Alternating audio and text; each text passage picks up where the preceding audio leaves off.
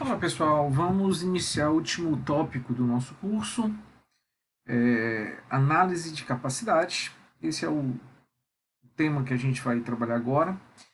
É uma complementação de tudo aquilo que a gente está vendo, né, desde o começo do curso. Então, fazendo uma recapitulação, a gente aprendeu como fazer o planejamento estratégico de uma organização, chegando aos seus objetivos, seus indicadores, suas metas, e para o alcance de indicadores, de metas mais audaciosas, resultados melhores, nós sabemos que é fundamental que os processos sejam melhorados, que os processos sejam aperfeiçoados. Não dá para eu dizer que eu quero produzir mais, que eu quero aumentar minha capacidade, que eu quero melhorar minha qualidade, e dessa forma vender mais, ter mais lucro, se eu não melhorar os processos. Para melhorar os processos, eu preciso entender o que eu tenho que fazer, eu preciso saber aonde eu vou intervir. Os processos podem ser muito amplos e muito complexos. E como é que eu vou conseguir chegar nesse resultado de mais qualidade, mais produtividade? Eu preciso identificar causas, fazer uma análise racional, estabelecer um plano de ação coerente. E as ferramentas e as metodologias que nós vimos, como o MASP e o Seis Sigma, nos ajudam muito a chegar nesse resultado. E a análise de capacidade é uma forma da gente avaliar se nós tivemos sucesso.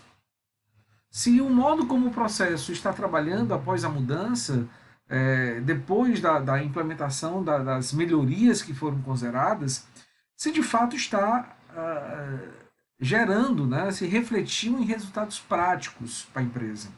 E entendam aqui resultados práticos como tudo aquilo que está vinculado ao melhor atendimento ao cliente. Bom, mas vamos entrar então na discussão do que é esse tema, para vocês entenderem um pouco mais claro isso que eu estou tentando passar. A análise de capacidade visa determinar se o processo está operando de uma maneira a possibilitar que tudo aquilo que é crítico para o cliente, ou seja, todas as suas características de qualidade relevantes, se situem dentro das especificações fixadas. Então imaginem, se eu tenho no meu produto três características críticas que eu não posso deixar de atendê-las, senão o cliente vai devolver o produto. Se eu conseguir fazer com que todas elas, todas as unidades produzidas, tenham essas três características dentro das especificações do projeto, eu posso dizer que os meus produtos, 100% deles, não têm defeitos, estão conformes. Ou seja, eu posso simplesmente encaminhar, sem nenhuma necessidade de correção, de separação, de retrabalho, a minha produção para os clientes. A análise de capacidade tenta determinar se isso está acontecendo. E se não está acontecendo, qual é o nível de falha, de erro que nós estamos cometendo e qual o nível de capacidade que nós estamos operando. Então, a partir dessa constatação, a partir dessa detecção, pode haver necessidade de novas intervenções, de outras ações que devam ser implementadas ao longo do processo. Bom, uma pergunta que poderia ser realizada e que é uma dúvida de quando se começa a estudar esse assunto vamos supor que a gente fez todo aquele trabalho que nós vimos na última unidade, identificamos algumas características, traçamos os gráficos dessas características e imagine que todos os pontos estejam dentro dos limites, sem nenhum comportamento que não seja aleatório, né? Os dados estão oscilando de uma forma natural. Ou seja, o processo está estatisticamente estável, o processo está sob controle estatístico, ele está isento de causas especiais. Eu poderia dizer, nesse caso, que o processo é capaz? Se o nosso processo está estável, sem causas especiais, eu posso dizer que o processo é capaz? Essa é uma pergunta. Não, eu não posso dizer isso. Eu posso ter um processo estável estatisticamente, mas não ser capaz. Isso pode acontecer. Vamos mostrar para vocês um gráfico que demonstra claramente isso e depois a gente volta para cá. Aqui nós temos, nesse primeiro gráfico, a parte de cima, um processo que vocês veem que está com aquela característica de estabilidade, né? Então, todos os pontos estão aqui oscilando em torno da linha média, um comportamento aleatório, nem ponto fora dos limites. Então aqui está estatisticamente estável. Eu posso dizer que o processo está livre de causas especiais. Mas quando a gente fizer análise de capacidade, tá? Isso aqui, essa parte da direita representa a análise de capacidade, eu posso ter duas situações. Essa realidade aqui, tá? Esse processo representado por essa carta de controle pode resultar, quando fizermos análise de capacidade, em uma dessas duas situações. Depende fundamentalmente do nível de exigência do nosso cliente, que é expresso pelas especificações. Aqui, as especificações são mais estreitas. Pode ser um cliente muito exigente. Ele quer um nível de variação do produto que ele recebe muito pequena. Ele quer altíssima uniformidade e ele só compra dessa forma. Então, se eu quero vender para esse cliente, se o meu nicho de mercado é composto por clientes com essa perspectiva, com esse grau de exigência, eu posso dizer que o processo não é capaz. Vocês percebem isso facilmente pela quantidade, pelo nível de não conformidade que é gerado aqui no nosso processo. Tudo isso que eu pintei aqui é não conformidade. Ao contrário, se eu tivesse o mesmo processo, funcionando da mesma maneira, mas vendendo para clientes mais tolerantes, que não vejam essa necessidade de uniformidade tão grande nessa característica que eu estou analisando, eu poderia concluir que o processo é capaz. Porque vocês percebem que não há basicamente a geração de não conformidade. Portanto, outra forma da gente entender o estudo de capacidade, ou o conceito de capacidade, é a condição que o processo tem de atender economicamente a necessidade e a exigência do cliente. Aqui eu poderia até atender o meu cliente, fazendo inspeções em uma grande quantidade de produtos e separando boa parte deles. Depois eu vou ter um passivo na minha mão, vou ter que retrabalhar, vou ter que jogar fora, vou ter que corrigir esses produtos. Mas eu só entrego para o cliente produtos bons. Tudo bem, eu atendo o cliente, mas não é economicamente viável. Então, a capacidade está ligada à nossa condição de economicamente atender a necessidade, a exigência desse cliente. Por outro lado, se nós temos uma situação como essa representada aqui embaixo, em que nós temos um processo instável, já que esse ponto aqui representa a presença de uma causa especial, vamos supor que essa causa não foi identificada, ela continua presente no nosso processo, então eu não posso usar esses dados, tá? Mesmo aqueles que estão dentro dos limites, para estimar parâmetros. Porque, sei lá, esse ponto pode estar levando a nossa média, pode estar gerando uma oscilação em alguns momentos fora do padrão. Então eu não tenho como dizer que as demais amostras foram geradas em uma situação em que o processo não estava com a atuação de causas especiais. Se essa causa não foi ainda identificada e controlada, eu não posso dizer isso. Então, pessoal, nesse caso, perceba o seguinte: se está fora das especificações, eu posso afirmar que ele não é capaz, sem dúvida nenhuma. Eu posso dizer que esse processo tem que ser melhorado. E nesse caso, a primeira ação para a sua melhoria é a identificação e remoção dessa causa especial. Tá?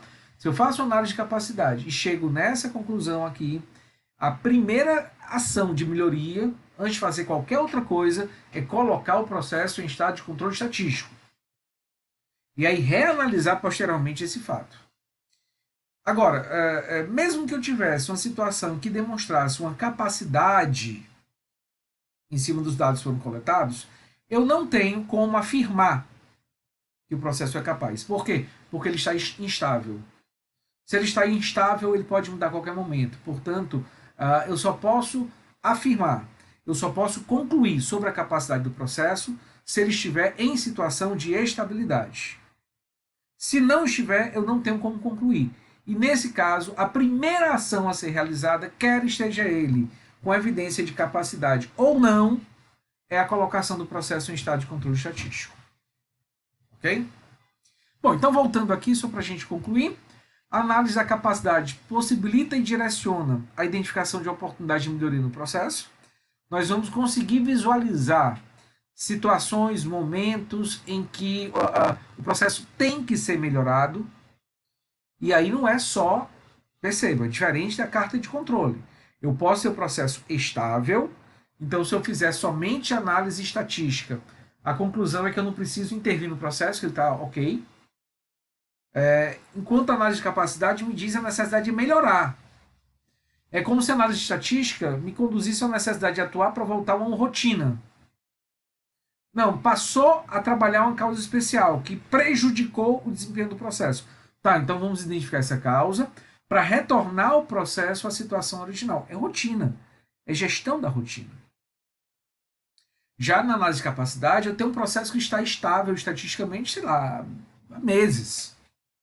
Só que para atender um novo cliente, para entrar em um novo nicho de mercado mais exigente, a conclusão é que aquele processo não me dá condição. E aí eu tenho que melhorar a sua performance. Eu tenho que fazer com que ele gere resultados melhores. Então essa análise está me conduzindo a uma necessidade de implementação de melhorias. E sendo mais objetivo, se eu quero melhorar a capacidade do processo, eu tenho dois caminhos. De um modo geral, eu tenho dois caminhos. A primeira seria reduzir a variação. Talvez seja uma medida um pouco mais complexa, tá? Que exija mais investimentos, que exija um plano de ação um pouco mais estruturado. E a segunda seria o deslocamento da média quando o processo não estiver centrado.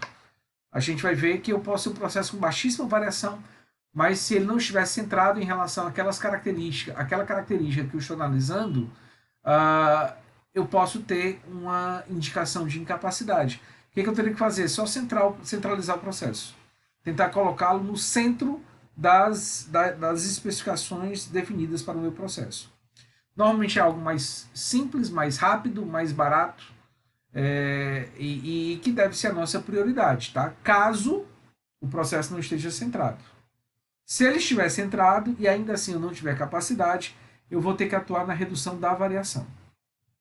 Que aí é algo que, como eu falei, vai exigir um pouquinho mais de investimento.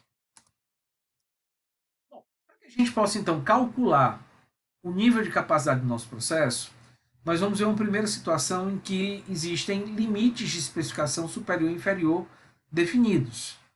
Lembrem que esses limites são ditados pelo cliente, é o cliente que estabelece o que ele quer receber e cabe à empresa apenas detectar essa necessidade, esse desejo do cliente e transformar isso em um projeto, com especificações para cada uma das características. Isso a gente vai partir do pressuposto que não pode ser alterado. Tá? Essas especificações não podem ser mexidas. Eu tenho que atuar na forma como o processo funciona. Então percebam que nessa situação o processo tem um valor central, tem uma média, representada por esse valor nominal, tem limites de especificação superior e inferior ditados pelo cliente e tem uma variabilidade. Tá? Uma variabilidade que está sendo expressa por sigma. Estamos supondo também que esses limites superior e inferior estejam aqui afastados do nosso valor central, né, por uma determinada quantidade de desvios padrões. Tá? Não sei a princípio quanto. O fato é que o índice de desempenho do nosso processo vai ser medido por essa diferença entre o limite superior e inferior em desvios padrões, tá? Preferencialmente, mas se eu tiver, lógico, os números, se eu tiver o valor do desvio padrão, se eu tiver o valor do superior, o valor do inferior, posso quantificar isso sem problema, dividido por 6 vezes o desvio. Por que 6 vezes o desvio? Considerando que 3 sigma para um lado, 3 sigma para o outro, seria o mínimo aceitável, seria a nossa referência. É aquele valor alvo que a gente teria que alcançar. Tá? Então essa é o nosso índice de desempenho e é o que a gente vai chamar de capacidade potencial do nosso processo, ou CP. CP é a capacidade potencial. No próximo vídeo vocês vão entender por que recebe esse nome. E para finalizar, eu só queria colocar uma referência. O índice alvo. A recomendação é que essa capacidade potencial, ou a capacidade de modo geral, seja de pelo menos 1,33, que corresponde a um afastamento de 4 desvios padrões da linha média. Não de 3, mas de 4. Vamos entender isso porque no próximo vídeo.